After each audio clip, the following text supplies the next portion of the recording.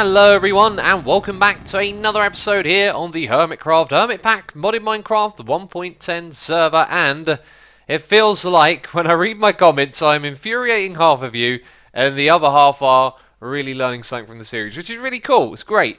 The thing is, I am a bit of a modded newbie, I know, and I will make mistakes, but I try and show everything in a way where I can teach as well. And so reading the comments just puts a smile on my face, because 1 minute it's like, oh, Suma, thank you so much, I wanted to know how to do this thing.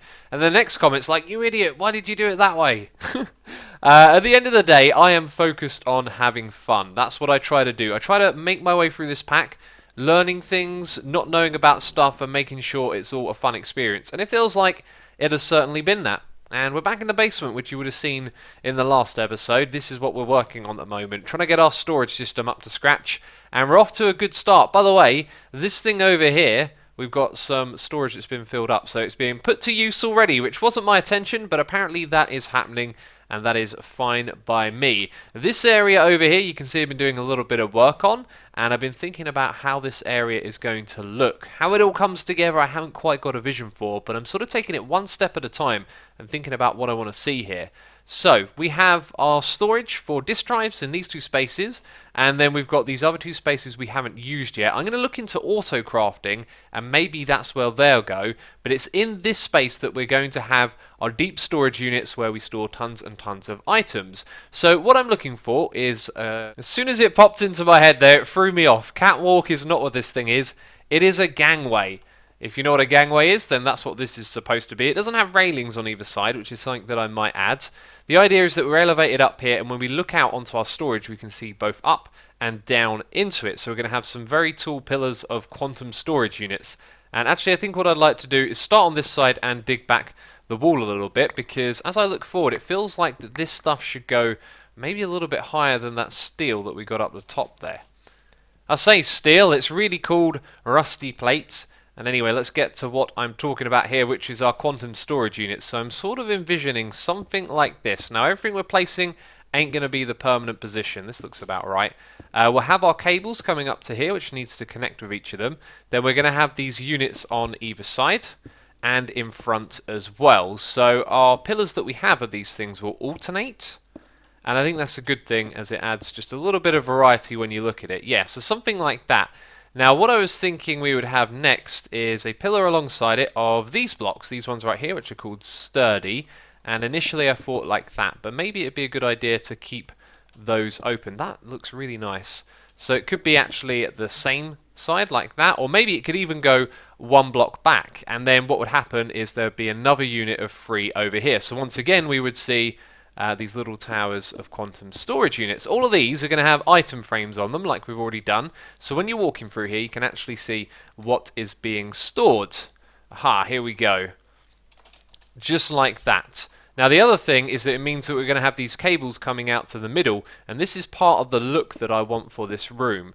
So what I picture next is that our cables are going to be very visible and exposed. I want this to have that real sort of live feeling, like not everything is just tucked away and looks very neat. You can see these things out on the open, and so we will have like a master cable running down the middle underneath the gangway, and then that's going to go underground somewhere over here, and I kind of want to make that visible. So I was thinking what we could do is put some of these blocks around it, which are similar to the textures of the mod which we're using, which is refined storage. And that probably looks a little bit odd there, so maybe we won't. But down the bottom here, I want some blocks with textures that are going to make these cables and stuff come to life a little bit. So there is one right here called pipes, and I don't think it looks that great. It's sort of on the right idea, but the colours here just don't really work. It's too soft, too bright for what we've got going in this room.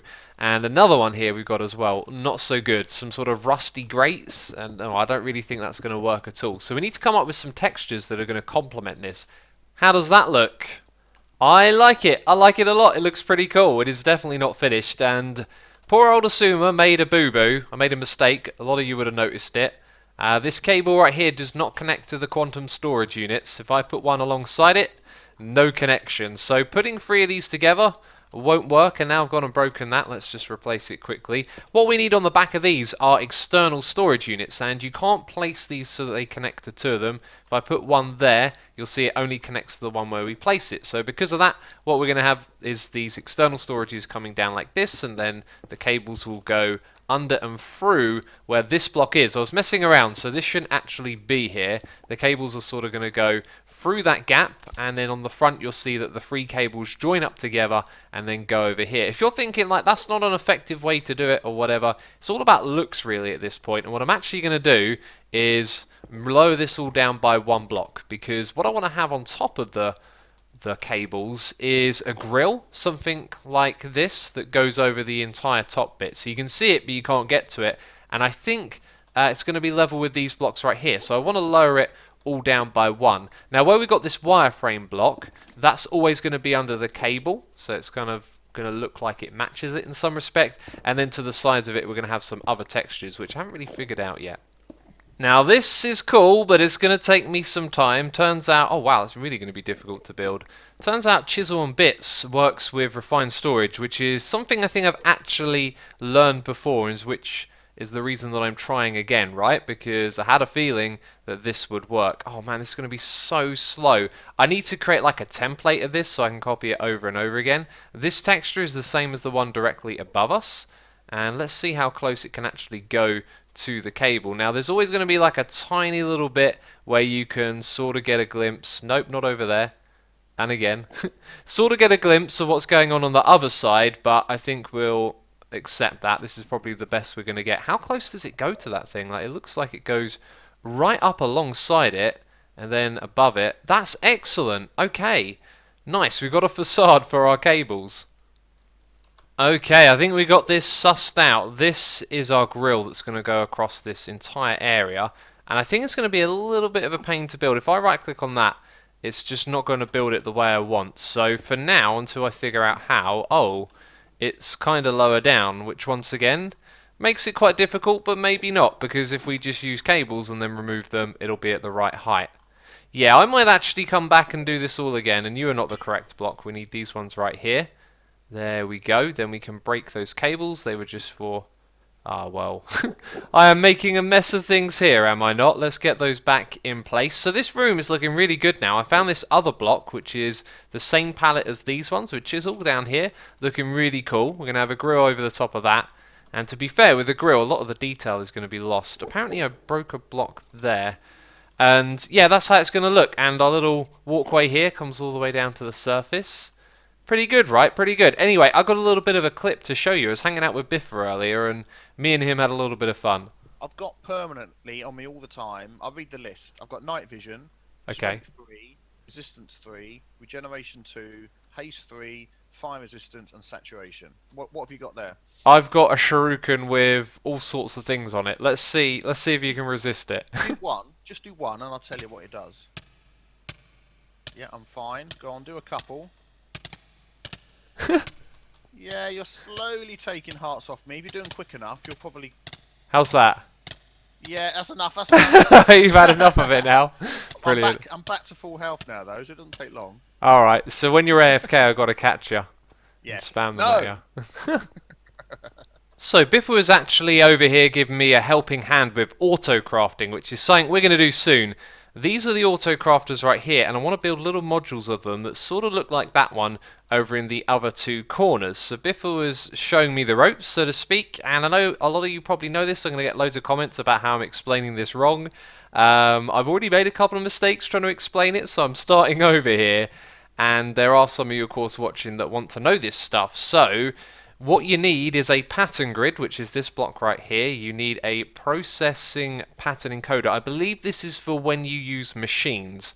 So this is an auto crafter, this is an auto crafter hooked up to a machine, and then we have a crafting monitor to tell us what's going on as well. And the mistake that I made was doing this in the wrong one. I believe you're supposed to do it in here. So you can get a recipe up on this side, and like you do, you can shift click it into this, and then you can save it onto a pattern. So you'll need to create these, which are not too expensive, and then you store the crafting recipe inside of it. Now that looks correct to me, because when we hold down shift, we should see, yeah, the input and output.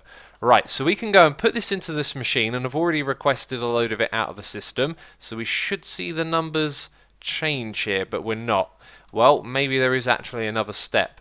But if I do this correctly, the idea is that we can come into here, we can see the sandstone, we want more, we hold down Control and Shift, and then we say, System, do some auto crafting for me because I'm lazy.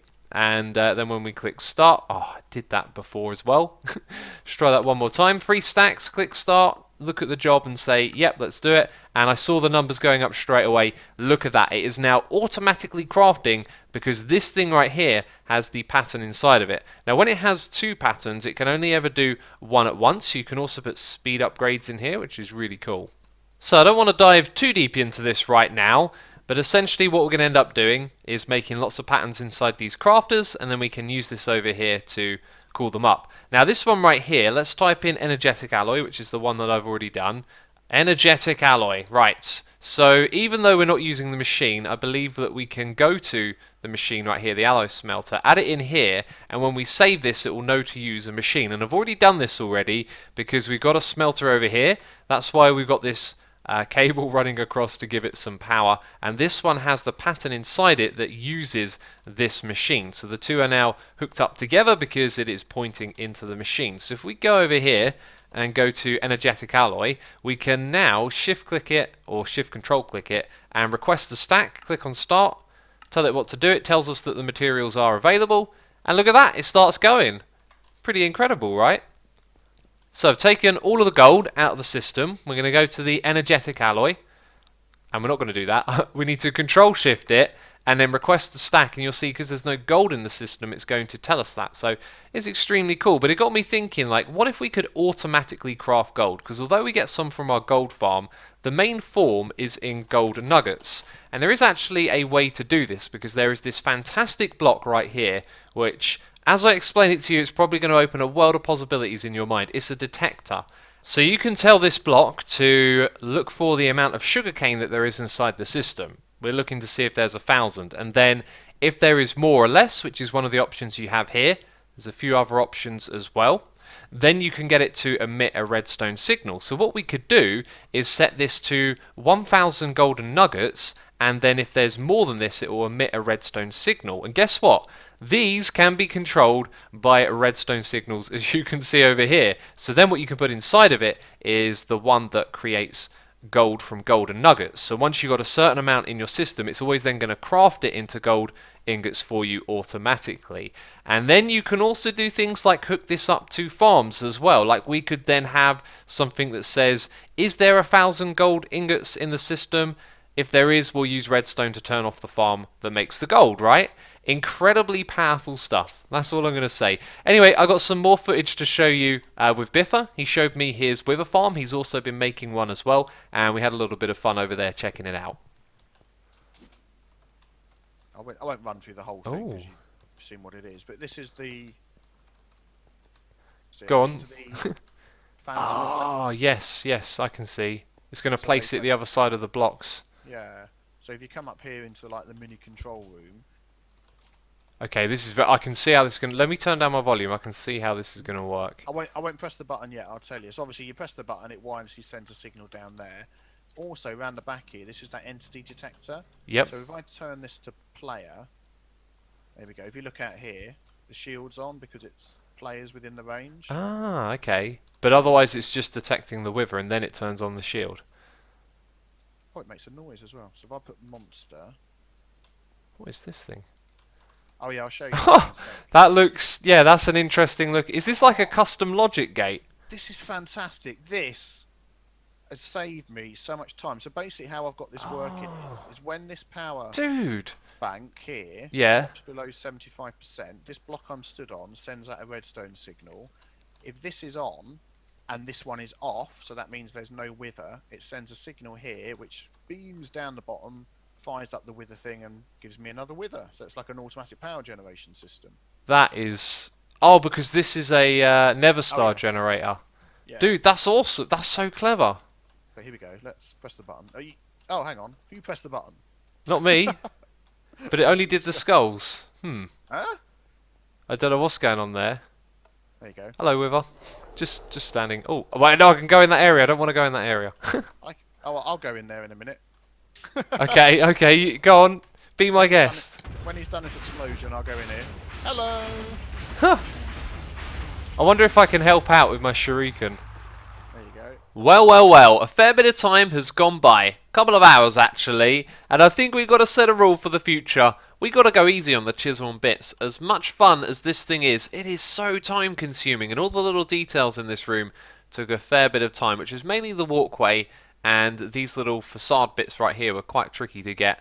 Anyway, it's all done now, so I'm not worrying about it. And, oh, I forgot to do the ceiling. Well, that's what we're going to go with. I forgot to fill that in or do that side. But this is the room. I've copied what we had there over to this side, repeated it, and you can see how it looks all about here. Excellent, right? I'm happy with it. And then I put in the item frames and realised that you can't really see the quantum storage units, which was... I don't know how I feel about that. And I've fallen down here, because now it's very much changed the look of the place. But anyway, if we go around the back, I want to show you the priority system next, because this is going to be really important for us, and we've got to make sure we get it right, and I think I understand how this works. So I've set the priority to 1000. That is quite a high number, and the higher the number is, the more priority that it has. Now, the reason that I've set it to 1000 is because, let's say we were to set it to 10 or 5, and then later on we make a bunch of other systems that need priority too, but we need them to be lower than 1000, we limit the amount of space that we have. So now we have 1000 options. And if we go to the disk drives, they have the same thing as well, actually. So we can give these a priority if we want items to head here instead of somewhere else. Now you can also set these with a negative number, and I think the reason you can do it with a negative is in case you make that mistake of setting it to something like 5 or 10, and then you realise you need a lot more, you can go into the negative. So the negative would have a low priority. So another part of this experiment is to find out what happens when we take items out. Are they going to be taken out with priority as well? So if we take out a couple of stacks of stone, that's more than I had stored in here. Let's hop up onto here and open it. Right, and that is still there. Now when we put this back into the system, it's going to go to this spot, right? Yep, 157, and when I take out more, it looks like it's not actually going to take it out from... Oh! I'm getting lapis now. Why am I getting lapis? Oh, it's because the positions are moving around as I take things out. Okay, so 64. So this time it did end up taking some from there. That's interesting. But actually what I'm going to have to do is basically empty the entire amount of stone in the system and then put it back in again. So with the priority, it will head down to this spot. And we've got to do that with all of the items that we're going to store here. So on this side, what I've decided I want to do is just start with the basic blocks that are farmable. So we're probably going to put granite, diorite and andesite over here. Maybe grass and dirt. Things like podzol we'll probably skip, and we'll make our way through this tree right here, adding the things that we're going to get a lot to the deep storage. Then on the opposite side, I want to do it a different way around. I want to take the items that we have the most of in here, which is mainly items, not blocks. So all of these items that we're farming will be stored on this side. So setting up all of this will take me a long time, and I've decided that right now I want to crack on with other things we've got planned, and that's something I'll do in a live stream. So next time we come down here, hopefully all of this will be finished and I can be like, look, it's all set up, it's all working, our items are being stored. I want to make a little adjustment up here. This is the thing that wirelessly recharges our armor and other things as well, like wands, and it's nice to have that central, but this thing, whenever I teleport through onto this receiver, I get caught in this wall for ages and it takes like half of the hearts of my health, which is just crazy. So I think we're going to put that in the middle of the room instead, which would be a pretty cool way to arrive in the base. And this thing, I was thinking we could actually just fit maybe over here. We kind of walk over to this thing a lot, so it makes sense to put it over on this side. And I'm going to have to connect this up with some power somehow. This thing doesn't look like it's powered, so we'll do a test. We'll go over there, we'll come back over here. And is it fully charged? No. That's strange because it's got a conduit pointing into it. Well, we'll come back to that one later. I'll fix it, don't you worry about it. What we're going to do right now is go into some new worlds. Some new worlds which are very expensive. And there are 3 of them here. Which are the ones that I want? Well, I believe it is these 2 that we are looking for. They haven't been created yet. The dimension progress is 0. And they are cobalt ore and ardite ore. We spent some time searching in the nether for these ores, and we must have got just under a stack of each, and XP Crafted helped us out with the rest of them. So using the material absorbers like we done before, we turned them into the dimlet parts to create the dimensions, and now they cost 100,000 RF per tick, which is absolutely insane. That's a crazy amount of power. And for that reason, I have gone and crafted up a whole bunch of solar panels. This stuff is no longer expensive, really. We have all the welds that we need to go and bind in, like the quartz and the lapis one. And we've got a nether star farm as well, so creating all the parts wasn't too difficult. Now this is a tier 4 one, so we are going to generate 83,000 RF per tick with that. And that plus the other solar panels should be enough to run one of these worlds at a time. And I thought it would be a really cool project to do because, of course, these are quite valuable. We don't need them specifically right now, but if we wanted to create some better Tinker's tools in the future, having an infinite supply of those would be really valuable in my opinion. It's time to have some fun, people. Shuriken attack! It looks like perhaps some of them can't find a place to teleport to quick enough because they're not dodging it. Which is what I've experienced in the overworld. Well, that's what you get for coming over to this place, alright? What I want to do in the future is decorate this area, which is what I like to do with a lot of my projects. Great, we're going to have a load of angry Endermen looking at me now while we play, and it looks like more of them are spawning. So I made a huge mistake over here, a really big mistake. I forgot to chunk load this solar panel, so technically we weren't getting power from it. We've been running the base off of just this, and another mistake that I've made is... So the other big mistake that I made was not considering maximum inputs and outputs, and that's apparently set to 0, which means technically no power would be coming. What is going on? This must have done this right now because my base has been running just fine for a long time. Let's set this to the maximum.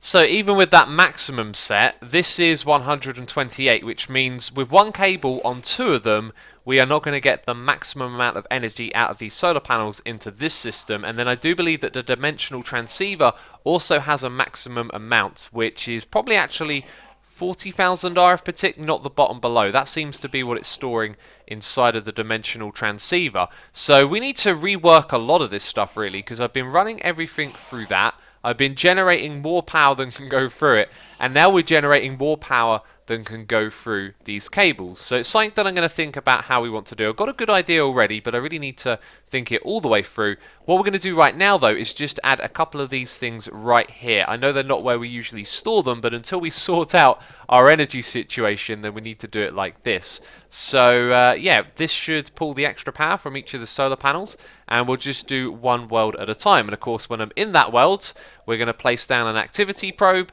and now I've got to stand here for a while. This may actually take quite some time to charge up. While that world's charging up, I decided to come down here and work on the next module in our basement. As you can see, pretty much the same design as our disk drives over there, but this is our automated crafting setup. I'm going to have one right here, one over there, which I've sort of started on. And look at all these cables running around. They're starting to get really annoying. I was looking at this thing and just sort of bumping into this over and over again a minute ago. We really do need to do some more tidying up down here. But this stuff just takes so long to do. In fact, our world is probably charged by now. Anyway, let's talk about this. These are the crafters. We've stacked them up just like these ones over here. And the stuff that I think I need to do first, funny enough, is to automatically craft the stuff that you use to make crafters, right? Sounds strange, but I think this is the first mod that we want to automate crafting for. So these ones, the ones at the bottom, are going to be for recipes that you use once in a while, not stuff you use frequently. And then at the top, we've got some room here for some automated crafting because the detectors are going to power the block below. So in here is where we'd put something like the recipe for gold, and above it is where we would put in the like ingot or nugget, whatever it is, you know, detect how many of them are in the system and then automatically craft the ingots. Let's do that right now. So we'll start off with one of these because I haven't wired anything at all yet. So there'll be a nugget here. We can look into our system with our wireless grid and we have 20k. So let's say when we've got more than 5,000, that's when it's going to output a redstone signal. And where's the 5 gone? The 5 didn't... What? I can't press 5 to begin with. How does this work? I've got to type 5 first before I put in the zeros. Okay, so yes, we'll have 5,000, then it will emit when on the amount. Okay, so it's going to emit a signal downwards. That means that thing has turned on. So this isn't crafting anything, and that's because there's nothing in there yet. So if we add this, and we get it to accept a redstone signal, there you go, only work with redstone signal.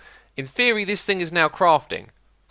But I can't see that right here. So if we use our fancy elevator, go all the way back to the top, there is a crafting grid that I have now installed over on this side. So if you look at the 4 panels, You'll notice they're all slightly different.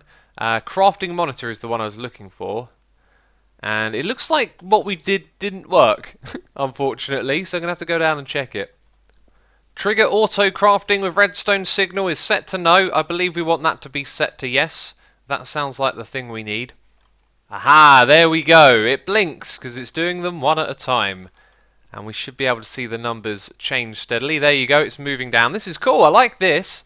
So we can see it slowly building up. That's excellent. Now the speed that it's going at could be faster because of speed upgrades. This is something that we're going to automate crafting at some point. Not in this episode though. Excellent, right. Now let's get the rest of these ones configured. Well, that is awesome right there. It's all automatically crafting. Now how is that one crafting? Because I set it to 5,000. What's the betting? Yep, 500. Add a 0. There we go. So yeah, now we can stare at this thing and just watch the numbers slowly tick away. If you hold down shift when you look over this, you see the exact number as well. And when it comes to the diamonds, I really like having a lot in the system, but occasionally you do need to do them automatically. So now I set it to 390, and I think what we'll do is, as we put the shulker farm and other farms back online when we get our power situation sorted out, is just raise these numbers. So it's nice to see, you know, large quantities of diamonds in the system. But as you can see, things are sort of steadily reshuffling themselves. Did I set that one to 5k? I thought I set it to 10. That's another problem I'm going to have. I'm always going to forget what numbers I've set these things to. Let's have a look inside this machine as well. And I thought that would be interesting. It's not really. And scrolling up and down is kind of difficult because it blinks when it does it. So I'd like to go visit our world, but I'm having some difficulties with this. You see, it just won't charge up.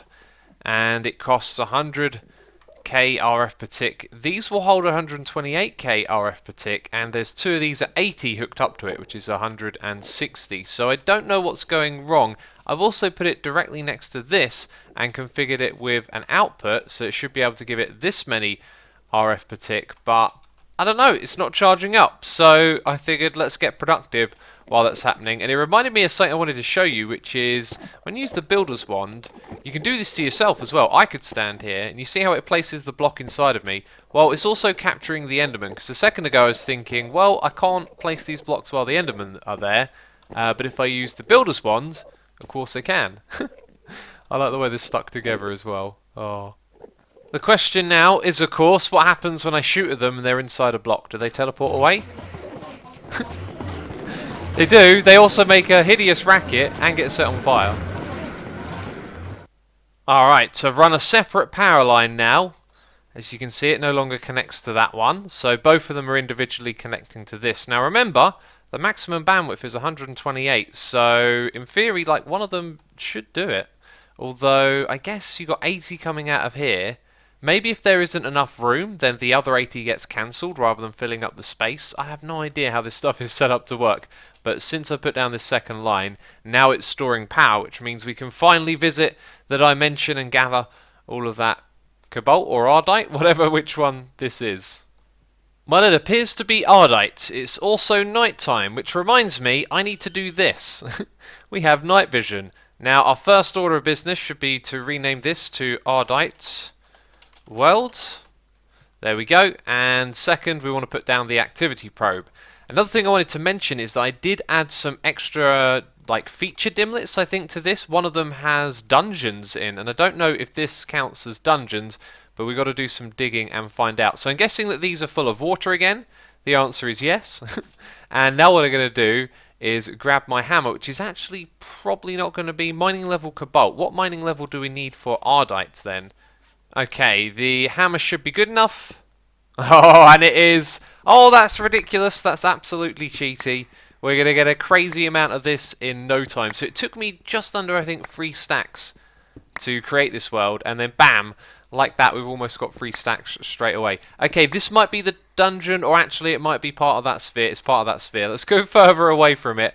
I don't know which world has the dungeon in, but I'm going to dig all the way down to the bottom and hopefully we'll find something. Welcome to the Cobalt world, and let's turn on night vision. I believe this is the one that's supposed to have dungeons in. This doesn't look like a dungeon. This to me sort of looks like the inverse of a ravine coming up onto the surface. I wonder if there's anything inside of here. Doesn't look like it, does it? Nothing but stone. Strange how these worlds generate. It's also full of witches. Yeah, anyway, I'm going to do some digging here. We're going to have a look around and see if this one has the dungeons. So I've had no luck finding any dungeons in the Cobalt or Idark world, so I don't know what's going on with that. I've just noticed what the time is. Getting carried away playing this game again. So that's going to be it from me this one. If you have enjoyed it, leave a like on the video. As always, thank you for the support. And I will see you in the next one. Ciao for now, and bye-bye.